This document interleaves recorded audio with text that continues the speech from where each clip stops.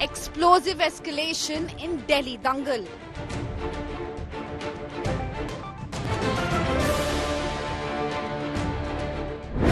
Modi's Aapada attack at Delhi government. आपदा को हटाना है, भाजपा को लाना है. Prime Minister scathing Sheesh Mahal attack at Kejriwal. मैं भी कोई शीश महल बना सकता था, लेकिन मेरे लिए तो मेरे देशवासियों को पक्का घर मिले, यही एक सपना था. Kejriwal hits back, counters Prime Minister Modi. आज प्रधानमंत्री जी बोले दिल्ली में आपदा आई हुई है. आपदा दिल्ली में नहीं आई, आपदा भाजपा में आई हुई है. State of war Delhi, that is our top focus on 5 Live.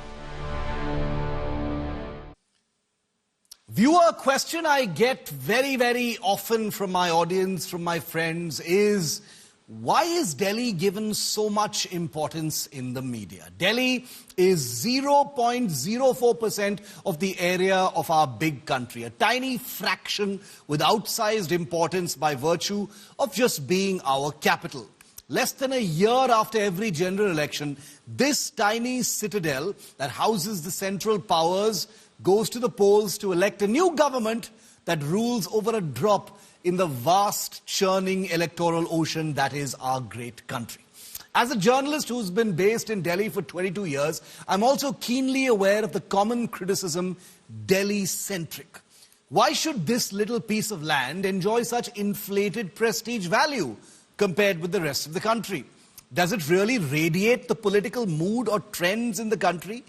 Well, the answer to that question is, it's Delhi. It's our capital. And with that status alone comes stature and value beyond just square kilometers.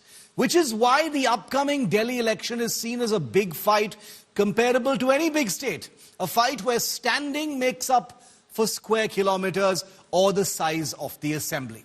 The reason I wanted to put the Delhi Dangal, as we're calling it, into context is because it's important to acknowledge that what a big country this really is. So I'm not just acknowledging that the two big personalities of what is considered to be a big fight in Delhi, Narendra Modi, Arvind Kejriwal, have gone head to head today. The fact is, not every election is covered with the same energy and fervor in this country. So why Delhi?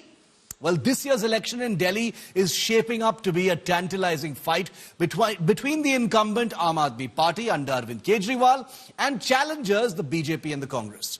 While Delhi may be small in geographical size, viewer, and the number of legislative seats, its political significance, like I said, far outweighs its size.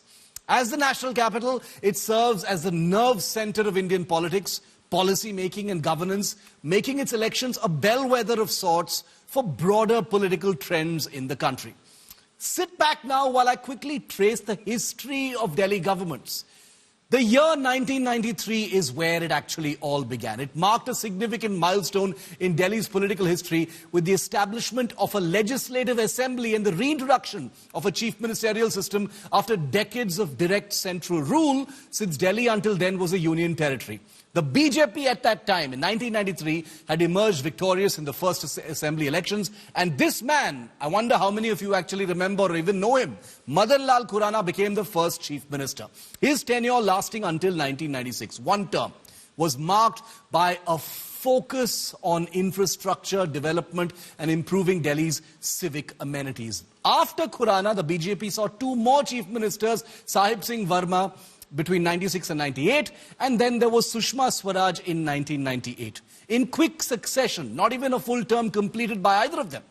However, internal issues and tussles and anti-incumbency sentiment began eroding the party's support base within its first term itself. Then came perhaps the most memorable of Delhi's governments, the Sheila Dikshit era. One that all of Delhi, I dare say, still remembers.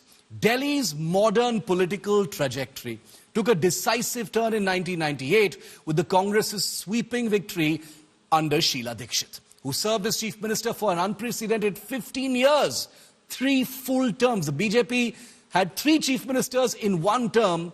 This woman was Chief Minister for 3 full terms, a record. Her tenure was marked by extensive infrastructure development, including the expansion of the Delhi Metro, flyovers, urban renewal projects, and others like it. Sheila's governance focused on transforming Delhi into a modern cosmopolitan city, which endeared her to the middle class and urban voters. She remains iconic in that regard. However, by 2013, the Congress's dominance in Delhi began to falter. Accusations of corruption, particularly linked to the Commonwealth Games held in Delhi in 2010, and growing discontent over issues such as inflation and governance eroded its popularity. The BJP, which had been a strong political force once upon a time in Delhi during the 1990s, saw its influence also wane significantly after 1998. The party's focus shifted to national politics, and its inability to offer a compelling local leadership alternative to Sheila Dikshit contributed to the BJP's decline. Despite maintaining a strong base among Delhi's traders and urban Hindus, the BJP found itself playing second fiddle to the Congress for over a decade, 15 years in fact. The political vacuum created by the decline of both the Congress and the BJP provided very fertile ground for the emergence of the Aam Aadmi Party and Kejriwal in 2012. Founded by Kejriwal, a former civil servant and anti-corruption activist, the AAP capitalized on the popular frustration against traditional politics and corruption that steeped the UPA2 government. In the 2013 Delhi Assembly elections, the Aam Aadmi Party made a stunning debut, winning 28 of the 70 seats in Delhi and forming a short-lived government with outside support from the Congress Party. Kejriwal's abrupt resignation after 49 days as Chief Minister initially raised questions about the Aam Aadmi Party's seriousness as a political force. However, in the 2015 elections, the Aam Aadmi Party staged an extraordinary comeback, securing a mammoth 67 out of 70 seats and reducing both the BJP and Congress to political insignificance, if not obliteration in Delhi. The Aam Aadmi Party's governance model, emphasizing subsidized electricity, water, education and healthcare, resonated clearly very deeply with Delhi's lower and middle income groups. In 2020, the Aam Aadmi Party repeated its landslide victory, signaling that it wasn't a fluke, winning 62 seats and further consolidating its grip over Delhi politics. Once the undisputed leader in Delhi, the Congress, however, has struggled to remain relevant since its rout in the 2013 elections. Its failure to rejuvenate its organizational structure, project dynamic local leadership, or offer a coherent narrative has seen its voter base steadily erode and evaporate, with many shifting allegiance to the Aam Aadmi Party. Despite the Congress's dismal performance in the state elections, the BJP remains a formidable force in Delhi's political landscape, and I'll tell you why. The party consistently dominates Lok Sabha elections in the city, leveraging its national leadership and robust electoral machinery. Its urban appeal, especially among middle-class voters, positions it as a key contender in any Delhi election. It's a weird paradox of elections. The BJP sweeps the Lok Sabha elections, but comes to naught in the assembly. The election this time will be an intriguing test. Intriguing why, you ask? Well, the Aam Aadmi Party and the Congress, which are allies under the India Alliance umbrella, are up against each other in Delhi. If the Congress manages a return from the dead to score anything resembling a healthy showing, it eats into the Aam Aadmi Party's vote and benefits the BJP. The Aam Aadmi Party will therefore be counting on the Congress staying dead in Delhi in order to consolidate another victory. It's ironic that a party that once dominated the Delhi Darbar, the Congress I'm talking about, is now not even seen as having a chance at winning. Delhi's importance as an electoral battleground stems from its unique position as the national capital. The city's electorate represents a microcosm of urban India, blending diverse communities, socio-economic strata, and political leanings. A victory in Delhi garners outsized media attention and serves as a symbolic endorsement of a party's governance model and political messaging. Moreover, control over Delhi's government enables a party to showcase urban governance initiatives on a prominent stage. And you've just seen perhaps the two most visible leaders in the country today do exactly that. The city's role as the epicenter of political protests, policy debates, and public discourse further amplifies the stakes in its elections. The stakes this year are enormously high. The Aam Aadmi Party will seek to retain its dominance by highlighting its governance track record. The BJP, buoyed by its national leadership and two stunning from the jaws of defeat victories in Haryana and Maharashtra, will aim to reclaim Delhi by leveraging its traditional vote base and strong campaign machinery. Meanwhile, the Congress, though weakened, hopes to revive its fortunes by appealing to its erstwhile support base and presenting itself as a viable alternative in the hope that anti-incumbency against AAP and perhaps even some nostalgia will push voters to help revive the grand old party. Delhi's elections are more than just a contest for 70 assembly seats. They are a referendum on the competing visions of governance and politics in India's purportedly most dynamic city. As the battle lines are drawn, all eyes will be on this fascinating electoral showdown. Things have already reached something of a peak today, with Prime Minister Modi and the de facto chief of Delhi, Arvind Kejriwal, exchanging fire. आपदा को हटाना है, भाजपा को लाना है. आपदा को नहीं सहेंगे, बदल के रहेंगे. Prime Minister declaring state of war in Delhi.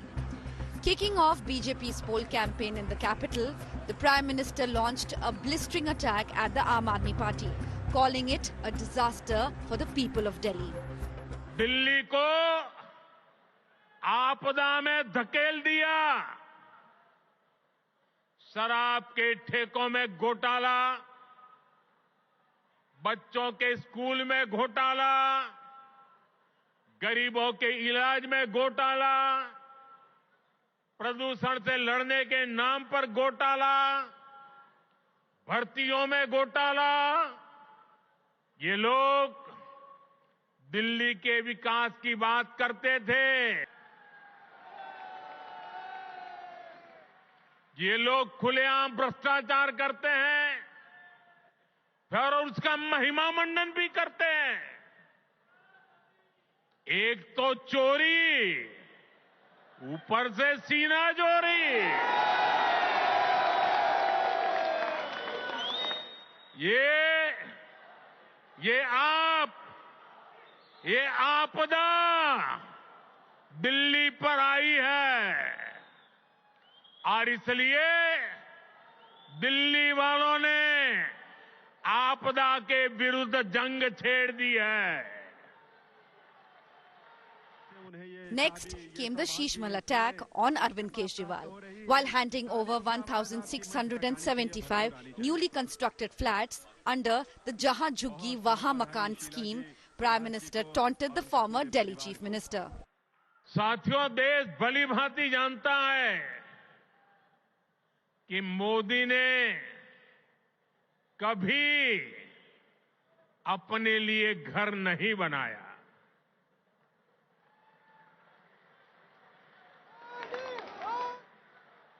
लेकिन बीते 10 वर्षों में 4 करोड़ से अधिक गरीबों के घर उनका सपना पूरा किया है.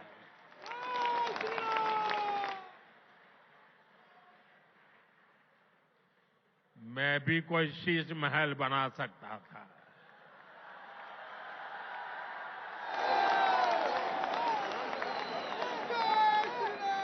लेकिन मेरे लिए तो मेरे देशवासियों को पक्का घर मिले, यही एक सपना था. Branding Arvind Kejriwal Kattar Baiman or brutally dishonest, the Prime Minister listed AAP's governance failures and alleged scams. पिछले 10 साल से उन्होंने यहां की स्कूली शिक्षा व्यवस्था को बहुत नुकसान पहुंचाया है. हालात ये हैं कि समग्र शिक्षा अभियान के तहत जो पैसे भारत सरकार ने दिए, ये दिल्ली में ऐसी सरकार बैठी है जिसको दिल्ली के बच्चों के भविष्य की परवाह नहीं है। जो पैसे शिक्षा के लिए भारत सरकार ने दिए,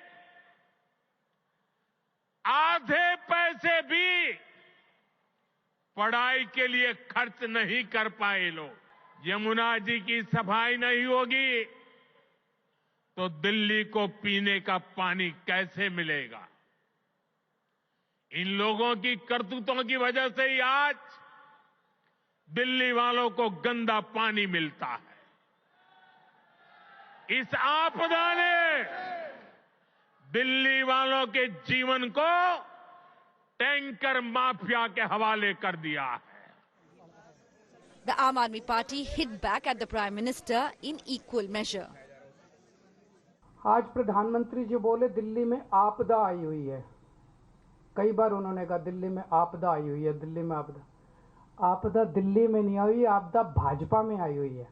3 तरह की आपदा भाजपा में आई हुई है। पहली आपदा, भाजपा के पास सीएम चेहरा नहीं है। दूसरी आपदा, भाजपा के पास नैरेटिव नहीं है, उन्हें पता ही नहीं चुनाव किस मुद्दे पे लड़ना है।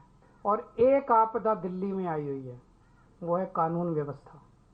और जो काम दिल्ली सरकार कर रही है, शिक्षा में, स्वास्थ्य में, बिजली में, पानी में, महिलाओं के लिए, बुजुर्गों के लिए, उस काम को लोग आपदा नहीं, आशीर्वाद कहते हैं। The countdown to Delhi Dangal has begun, and with Prime Minister breathing fire, the state of war is only going to explode. Bureau Report, India Today.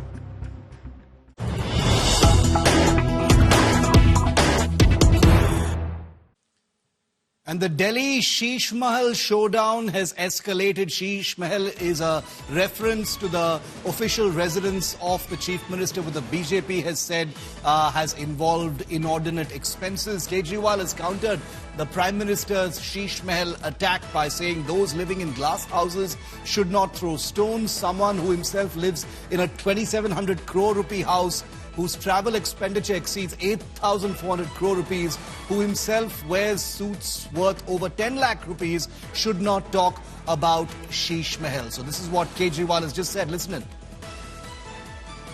2700 crore रुपए का अपने लिए घर बनाने वाला,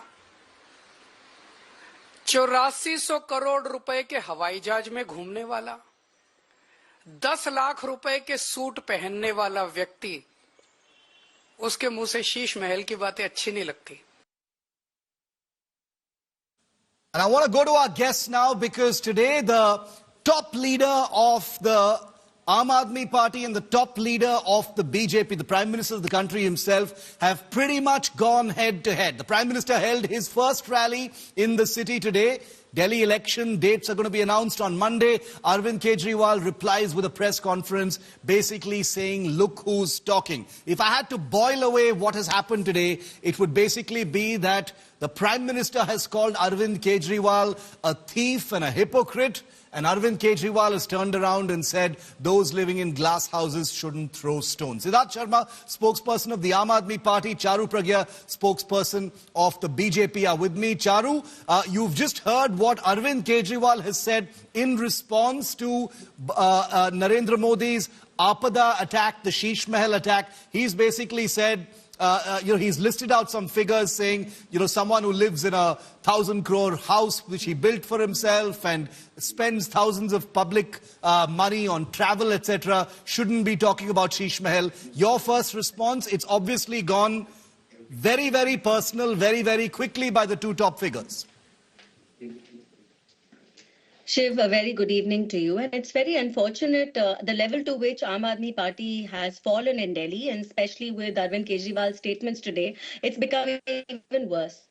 Let me remind him that he's the one who went around blowing his trumpet of saying that I'm very fine in my tiny little Maruti. I don't need a fancy car or a beacon. He's the one who said, I like my small little flat and I don't need a massive bungalow. What did he do instead? He used the land for 3 bungalows, put them together. In fact, scammed his way through various tenders. Each amount of billing was kept to under 10 crore so that he wouldn't have to go through the tendering process. And that is why we are discussing the Sheesh Mahal today. It is because it exposes his hypocrisy, and the less said about what has gone on in the guise of constructing a house for himself, the better it is.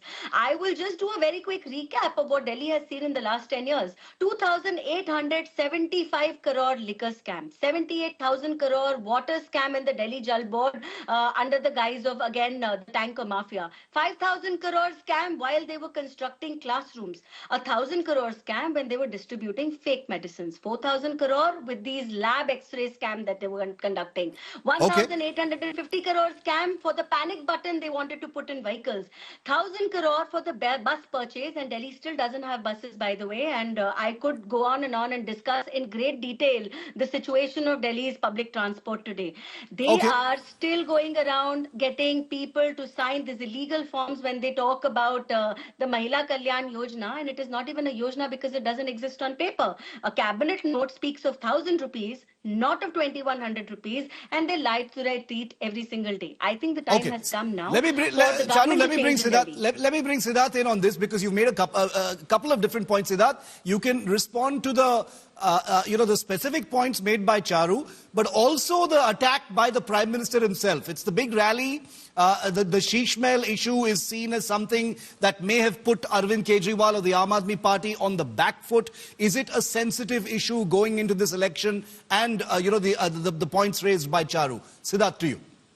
Yeah, Shiv, taking a thread out of what you said, the context you said in your opening statements that Delhi, in a sense, is a paradox because it elects 2 governments, one for security and one for services.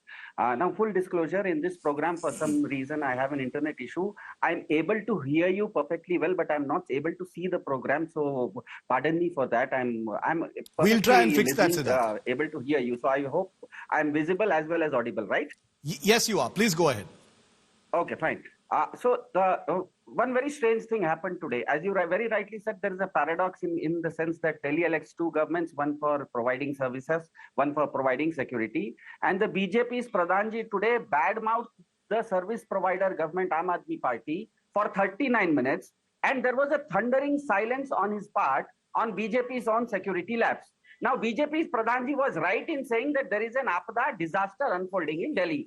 There is a real Apada in BJP, and their sorrow is that there is no Avasar in Delhi, because the Ashirwad is with Aam Aadmi Party. If someone used to talking about Bhais and Bihari DNA has to speak about governance, it indeed is an Apada for him. On top of that, BJP neither has a CM face nor the ability to get Delhi rid of the gangster rule. So there is definitely a disaster unfolding in BJP. Now it is baffling that the 56-inch Hindu Hriday Samrat did not say that he will give 21,000 rupees to Hindu pujaris across India. Why? Because what does a person who wears a suit worth 10 lakh and lives in a house worth 2,700 crore and travels in a plane worth 8,500 crore have to do with pujaris who are the real flag bearers of Hindu culture? Now, if Aam Aadmi Party is providing free education to 18 lakh children in 22,000 new classrooms, after opening 3 new universities, 6 new university campuses, and 11 new university vocational centers, contrast this with BJP, which has presided over 7 lakh school student dropout in Uttar Pradesh only, 37 lakh school dropouts across India as per its own admission, then it seems Ravana did really come in the guise of a sage to abduct Sita. Okay. That story mythologically is very right. Siddharth and Charu, both of you know me as an anchor who doesn't like interrupting my guests, and I think it's very nice that both of you are mentioning substantive issues that are there in Delhi, even amidst this very ill-tempered sort of crossfire between the big leaders. But I want to draw you back on one issue, Charu, and I'll come to you now, which is the issue of Kejriwal taunting the BJP. He says the real apada, which is a phrase that the Prime Minister used, he says the real apada is that the BJP doesn't have the guts to have a chief ministerial face. The Aam Aadmi Party is taunting you and saying you don't have the guts to name someone to stand against Kejriwal. How do you respond to that? Well, he's clutching at straws, Shiv, and I'll tell you why. We just won Maharashtra with a massive mandate, a historical mandate. And who was our chief ministerial face before that? I don't want to get into that, but I want to respond very specifically to certain things that Siddharth has said. Fair enough. He's talking about today a pension to Pandits in Delhi, right? I want to ask him, you were giving one to Maulanas, right? For 17 months, you've not managed to pay their salaries. You are talking about universities in Delhi. Let me again remind you that Delhi University has complained. And you have responded in one of your RTIs about how you cannot give any money to DU. DU has been complaining that no money has come their way. So please don't boast about things where you're not able to make ends meet. Every single thing you're listing today is problematic. Delhi Jal Board is in a loss of 73,000 crore. Can you even comprehend the number of zeros in that? And it used to be a department which was in a profit of 600 plus crore just before Aam Aadmi Party came in. And it was Arvind Kejriwal himself who was heading Delhi Jal Board. In fact, at a point of time, very recently, more than 80% of the ministers heading different departments in Delhi were behind bars. That is the situation of Delhi government today. So sorry, Siddharth, today when you want to lure in more voters by coming up with these fake schemes and plans, it's not going to work because every single thing that you have already declared, are you able to pay for it? Siddharth, the BJP crying, asking for money. Siddharth, the BJP appears to be, aware and wary of falling into the trap of naming a face putting someone up straight against Arvind Kejriwal, because that might not actually work. We've seen how it's gone in the past as well. But when Charu mentions all of these issues, it also goes down to the issue that ultimately, after a decade in power, there could be a sense of anti-incumbency and fatigue. Would you acknowledge at least that the Aam Aadmi Party does have a challenge on its hands? It's not like the last election? Shiv, what happens is that people elect governments not because they vote for a particular party. People, when they vote. They don't want to make some party win an election. They want to vote for themselves. It's like me recharging my telephone. When I'm recharging my telephone, there is a simple transaction that I'm recharging it worth 200 rupees. I want 200 worth of data. It's not that I'm a favorite of Airtel or BSNL or something like that. So BJP has to understand, even political pundits have to understand that people vote for their own services. And in Delhi, if people are getting universal free education, people are getting universal free healthcare, people are getting universal free power, electricity, the women are getting free travel, the elders of your house are getting Tirth Yatras. So basically, why isn't BJP giving all these things? No, but this flurry of freebies. Apologize for interrupting. I hate interrupting, Siddharth. But just a small follow-up question. 2,100 rupees for all women, one woman of every household, etc. That sort of demonstrates a kind of nervousness about the challenge that you have on your hands this time. Revdi culture and freebies is very much, an element of what our politics is today. But it seems that the Aam Aadmi Party is less confident about what it can control going into this election. On the other hand, Shiv, it's the other way around. When I was a small kid, my mother used to take care of me. Right now, today, she is 83-year-old. She is retired. So if I am taking care of her because I am doing well, it is not a freebie. When I am taking care of my mother through my well-earned 70,000 rupees a month salary, if Delhi is earning 76,000 crores a year without a single paisa debt from any government, neither central government or external agencies, if I am spending it on my mother, on my sister, on my children, on my elders, on Tirth Yatra, or giving my sister 2,100 rupees, what is bad in that? How come BJP has a problem with that? Please understand. Okay. The point I was trying to make, Shiv, is that Delhi is Delhi is where Delhi ends and where Noida begins, or where Delhi ends and where Gurgaon begins. Nobody knows. Sure. It's a very kind of a flux kind of a place. So a person living in Delhi and a person living in Noida, they might be just streets across. And why doesn't BJP give all these revdis? If it is calling it revdis, fair question. Why isn't it giving it revdas? Charu, you can answer that. Charu, the Aam Aadmi Party spokesperson says there is a selectivity and a hypocrisy as far as revdi is concerned. You can answer that, but also take my question, which is that the BJP, which one does understand the difference between national elections and state elections, but for the benefit of our viewers, help us also understand by defending the reality that the BJP sweeps the national elections in Delhi, all 7 seats, but has had an abysmal run in Delhi for the last, I think, 16 years. The last time the BJP was in power was back in 98.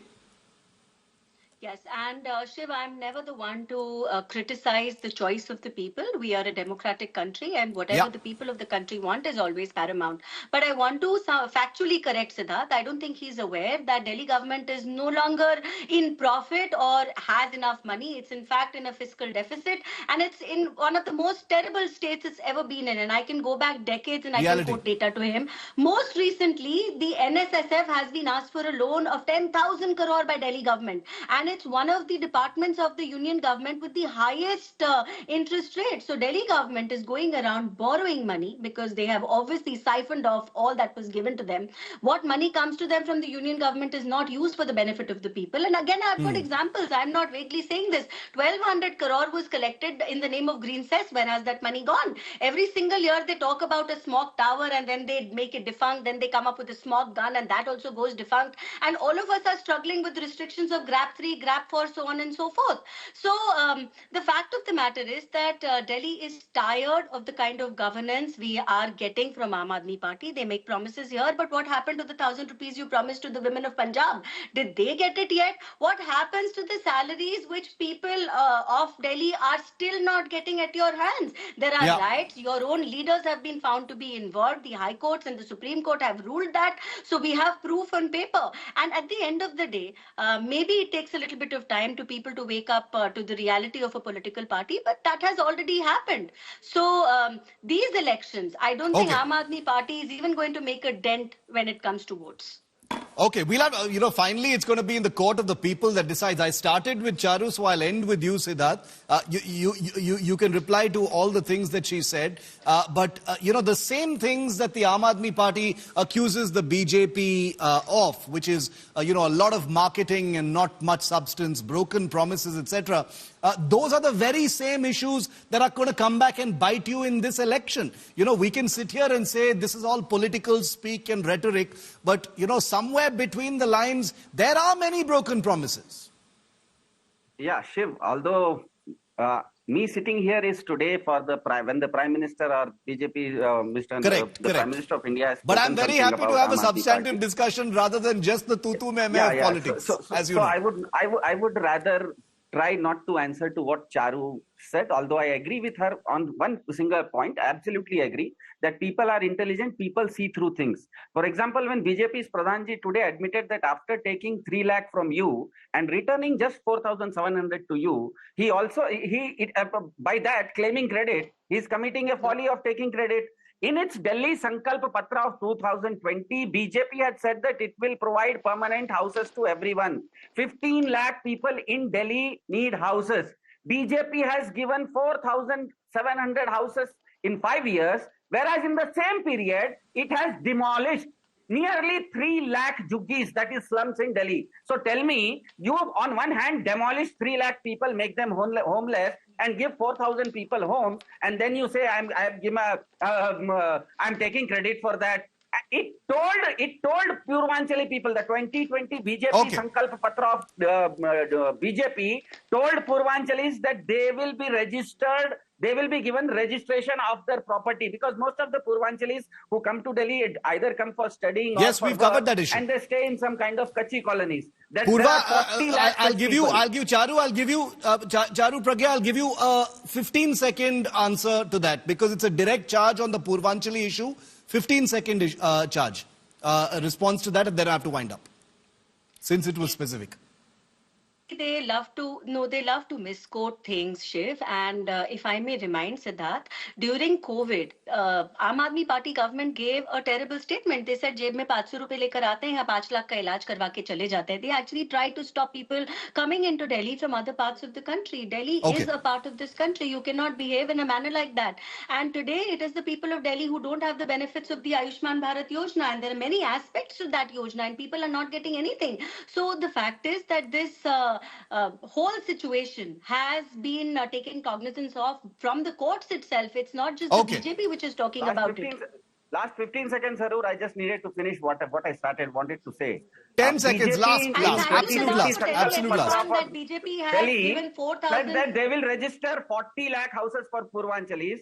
Till now, they've registered only 25,000. In Hindi, एक कहावत है, भाजपा में सच में आपदा है. उनका गम यह है कि दिल्ली में अवसर ही नहीं है, क्योंकि आशीर्वाद पूरा आम आदमी पार्टी के साथ. This Monday is when the dates of the election are going to be announced. So even debates of this kind will finally be transformed into the actual campaign trail. The Prime Minister held a big rally today. We're going to be seeing rallies from both sides, including the Congress party. It's actually 3 sides in this election, and we'll be covering every single aspect of it. Charu and Siddharth, thank you very much for your time and being with us on this debate here on India Today. Now, elsewhere on the political battlefield, Prime Minister Modi has found himself in the middle of a big opposition attack after laying the foundation stone of 3 new projects at Delhi University at a cost of 600 crore rupees. The Congress and the BJP have now clashed over the Delhi University, naming a college after Veer Savarkar,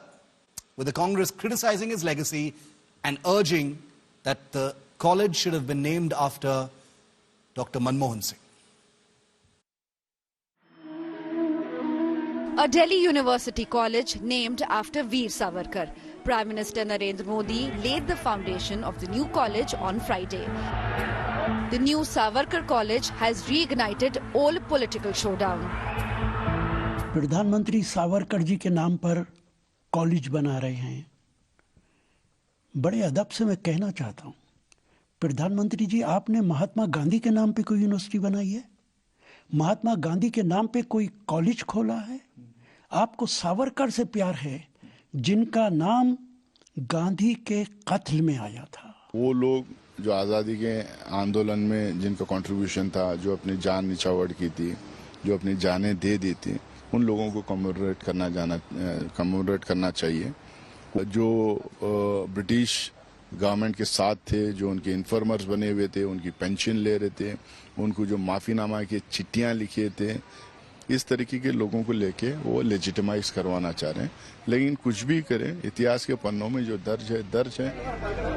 The Congress in fact wants a college to be named after late former Prime Minister Dr. Manmohan Singh. जहाँ तक मनमोहन सिंह जी का सवाल है, वो जितने बड़े अर्थशास्त्री थे उतने बड़े शिक्षा शास्त्री थे. यूजीसी के चेयरमैन रहे, और इस देश पर उनका एहसान है कि राइट टू एजुकेशन अगर किसी ने दिया है तो डॉक्टर मनमोहन सिंह ने दिया है. Right to education, right to food, तो अभी ही उनका निधन हुआ था, उनके नाम पे रखा जाए तो एक अच्छी श्रद्धांजलि होती. Hindutva ideologue Veer Savarkar has been a polarizing figure in Indian politics. While the Congress claims that he was loyal to the British, the BJP has accused the Congress of disrespecting Savarkar.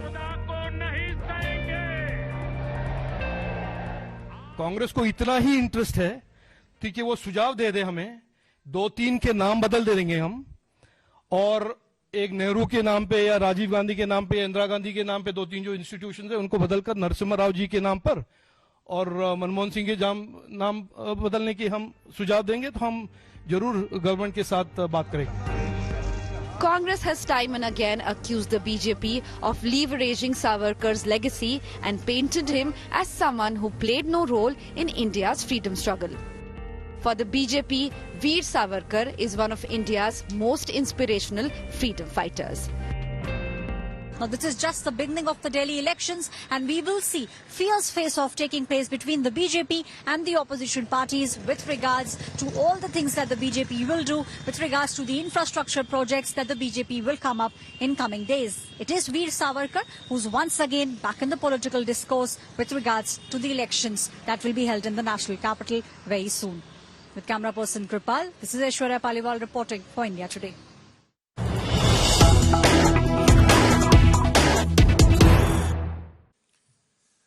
And news just coming in from the Delhi Dangal battlefield. Atishi, the incumbent Chief Minister of Delhi, will be going head-to-head with Alka Lamba of the Congress party in Delhi. The Congress has just announced it is fielding Alka Lamba, a high-profile leader from the Delhi Congress, against the sitting Delhi Chief Minister Atishi. The Mahila Congress President, Alka Lamba, will be contesting from the Kalkaji constituency, where the sitting MLA and Chief Minister is Atishi at this point. We've spoken to Alka Lamba of the Congress Party. Remember, the Congress Party is part... Okay, here's what she's just told India Today's Mosmi Singh. देश की राजधानी दिल्ली में चुनावी पारा चढ़ता जा रहा है और कांग्रेस ने कालका जी से अपनी तेज तर्रार नेता अलका लांबा को उतारा है दिल्ली की मुख्यमंत्री आतिशी के सामने। अलका जी, आप उम्मीद कर रही थी, लगातार आपका नाम तो चल ही रहा था, अब क्या होने वाला है? देखिए, दिल्ली एक बड़ा बदलाव चाहती है, ये आपको भी मालूम है। दिल्ली की हालत क्या कर दी 10 साल, जिस शासन और प्रशासन को 10 सालों में मिलकर काम करना था, वो भिड़े रहे, लड़े रहे और उसका खामियाजा दिल्ली की मेरी जनता को उठाना पड़ा, लोगों को उठाना पड़ा। जिस भाजपा और आम आदमी पार्टी को मिलकर काम करना चाहिए, तो वो आपस में 10 साल तक लड़ते रहे और दिल्ली की हालत ये बदतर हो गई कि आज जहरीली हवाओं में सांस घुट रहा है लोगों का। यमुना का पानी जहरीला है, अपराध की राजधानी है, बेरोजगारी और महंगाई की। कहा था रोजगार देंगे, एक बोतल के साथ एक बोतल फ्री कौन लेकर आया, पूछना चाहते हैं। शराब पीने की उम्र इस दिल्ली में 25 की उम्र थी, 21 की किसने? और उसके बाद जब भ्रष्टाचार का शिकंजा कसा आप पर, तो आपने शराब नीति वापस लेकर बचने की कोशिश की, लेकिन अब नहीं बच पाएंगे। अब हर जगह आपको घेरा जाएगा और सवाल पूछा जाएगा। मैं आपसे बात करती हूँ कि दिल्ली और भाजपा और आम आदमी पार्टी की सरकार, प्रशासन और शासन की काम हुए हैं। मुझे याद आता है, अटल बिहारी वाजपेयी जी देश के प्रधानमंत्री थे, शीला दीक्षित जी मुख्यमंत्री थी, दिल्ली मेट्रो का उद्घाटन करना था। अटल जी और शीला जी हाथ में हाथ रख के एकदम भाईचारे से राजनीति से ऊपर उठ के मेट्रो का उद्घाटन कर रहे, वो नजारा क्यों नहीं देखने को मिला? आज मुझे अभी सवाल किया जा रहा है कि प्रधानमंत्री जी ने आम आदमी पार्टी को आपदा घोषित किया है, तो प्रधानमंत्री जी, मैं आपसे सहमत हूँ, ये आपदा है, पर इस आपदा को आप खामोश होकर, देश के प्रधानमंत्री हैं, सातों सांसद आपके हैं, देश में आपकी सरकार है, LG. It's going to be a very, very interesting election in Delhi. As you can see, many high-profile faces, huge hopes of revival for the Congress and the BJP. But will it actually work out? We will know in February. In a country where we see VIP brats in their cars doing all kinds of terrible things, here comes the very latest, this time from Jaipur, Rajasthan, where a senior police officer's son plowed his Thar Jeep into a crowd, a Nagar Kirtan Sabha of the Sikh community, injuring an elderly man and a child. Chaos erupted, as you can see in these visuals, as enraged members of the crowd vandalized the Thar. The police seized the Jeep and arrested the minor driver. Let me repeat that once again. He is a teenager. He is not yet 18.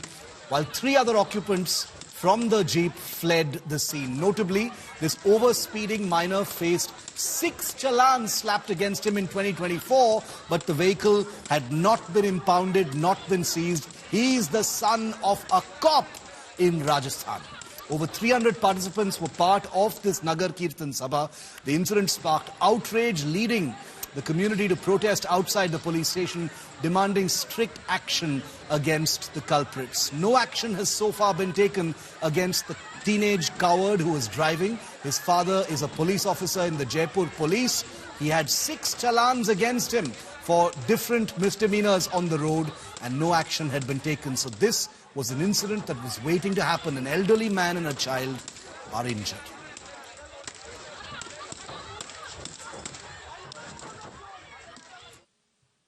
And the winter chill is offering some spectacular spectacular images from different parts of the country. The Kashmir Valley and surrounding regions continue to reel under intense cold, with several locations recording sub-zero temperatures. Take a look at some of the best images we've curated for you today. The Srinagar-Leh highway was temporarily closed on Thursday for vehicular movement due to slippery road conditions following fresh snowfall at the Zojila Pass. Snow clearance was carried out by a beacon at Zojila on the Srinagar-Leh highway. An official stated that the road had been closed due to slippery conditions caused by light snowfall overnight.